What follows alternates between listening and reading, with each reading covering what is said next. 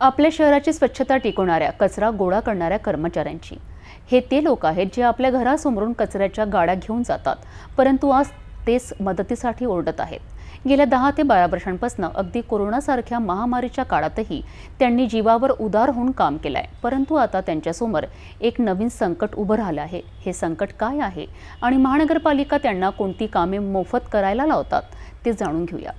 गेल्या अनेक वर्षांपासून आम्ही अकोला महानगरपालिकेत स्वरोजगार तत्वावर कचरा गोळा करण्याचे काम करत आहोत. आम्ही प्रामाणिकपणे आमची सेवा देत आहोत. पण आता आरोग्य निरीक्षकांनी आम्हाला एक नवीन काम दिले. त्यांनी प्रत्येक घरातील QR स्कॅन करण्याची सक्ती केली जात आहे. हे काम मोफत करायला सांगितले जात आहे आणि जर आम्ही ते केले नाही तर आमचा कचरा गोळा करण्याच्या गाड्या जप्त करण्याची धमकी दिली जात आहे. त्यांना सांगितले गेले आहे की हे आदेश आयुक्तांचे आहे, पण इथे एक मोठी समस्या आहे.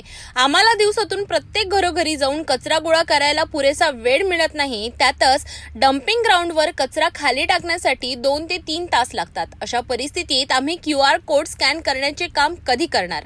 जर महानगरपालिकेने आमच्या गाड्या जप्त केल्या तर आमच्यावर आणि आमच्या कुटुंबावर उपासमारीची वेळ येईल. आम्ही शहराची सेवा करीत आहोत, पण आमचेच पोट भरणे कठीण झाले आहे. आमची विनंती आहे की महानगरपालिका आम्हाला हे काम करण्यासाठी एक हेल्पर द्यावा किंवा या कामासाठी वेगळा मोबदला द्यावा. आम्ही शहराला स्वच्छ ठेवतो, पण आमच्या समस्यांकडे दुर्लक्ष केले जाते.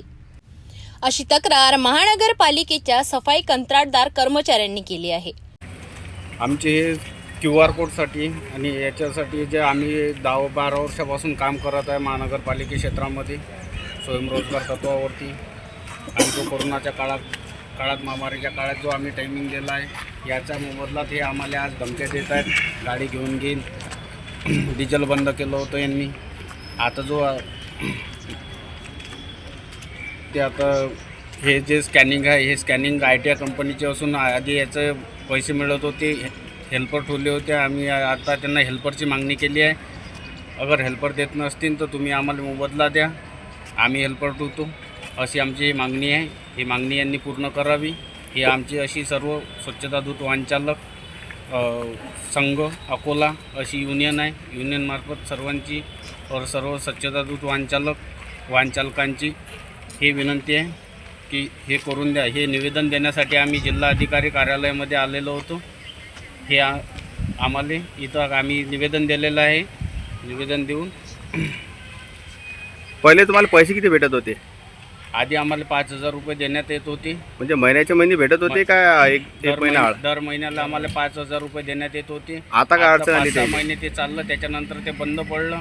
बंद पडल्यानंतर आता त्यांनी तो पुन्हा चालू केलं. ते आता फ्री ऑफ कॉस्ट आहे असे सांगत आहेत आणि त्याच्यावरती आयुक्त साहेबांचं आदेश आहेत असे सांगत आहेत आणि दबावाखाली आम्हाला हे काम करायला लावत आहेत. असे आम्ही पूर्ण मानसिक झालेलो आहोत. आता आज आमच्यावर अशी वेळ आलेली आहे की यांनी जर वाहन जमा करून घेतले तर आज आम्हाला उपासमारीची पाळी येणार आहे आणि आमच्या पूर्ण फॅमिलीचा रस्त्यावर यायची पाळी आलेली आहे. काऊन की उपासमारीचे दिवस आमच्यावरती येणार आहेत. ही फक्त एका कचरा कामगारांची व्यथा नाही, तर ती संपूर्ण सिस्टीमची समस्या आहे. जे लोक इतक्या वर्षांपासून निष्ठेने काम करीत आहेत त्यांनाच आता नवीन अटींमुळे संकटात टाकले जात आहे. महानगरपालिकेने या गंभीर समस्येकडे लक्ष देणे आवश्यक आहे. या कामगारांना हेल्परची मदत द्यावी किंवा योग्य मोबदला द्यावा, जेणेकरून ते आपले काम व्यवस्थित करू शकतील आणि त्यांचे कुटुंब उपाशी राहणार नाही. आशा आहे की या समस्येवर लवकरच तोडगा निघेल.